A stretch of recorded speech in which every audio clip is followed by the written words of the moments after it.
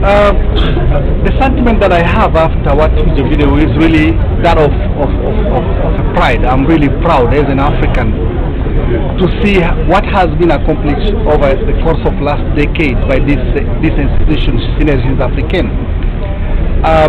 The visit here is very inspiring for us because UNAIDS, our co-sponsors in the UN family, we have closely worked with Synergies Africaines in the past decade, and we've seen them through their journey from 2002 until now, and all the work that they have done to try to give voice to the voiceless, to try to bring to the fore the suffering of women and children, not only in their respective countries but also all over Africa, and also to tackle the scourge of HIV/AIDS, which is really left unchecked, can undermine the gains that we as nations have made since independence in improving the lives and the well-being of our people.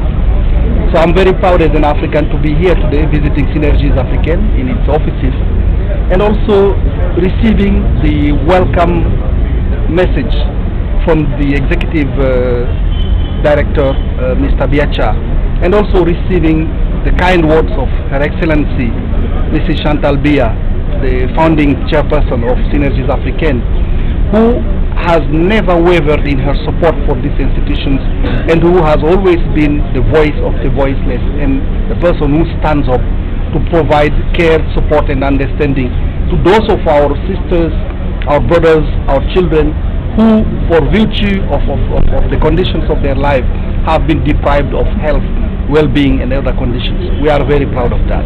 More and more Cameroonians under antiretroviral treatment has moved from first grade to second grade. That is new infections and resistance to drugs. Is that a positive move?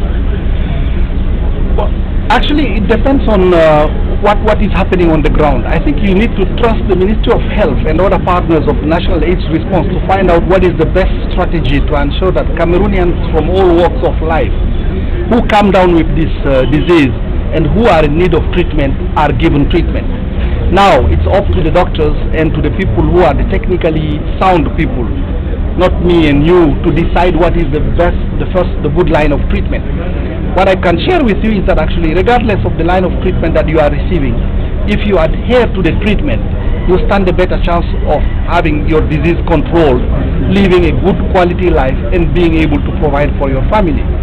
Now, countries do decide based on the resources that they have, the level of the national response, what type of treatment they are making available to the people. It's up to them to do that, but once they make their decision, UNAIDS always make it a point of supporting them in whatever their choice, making sure that actually the best interest of the people living with the virus is not forgotten.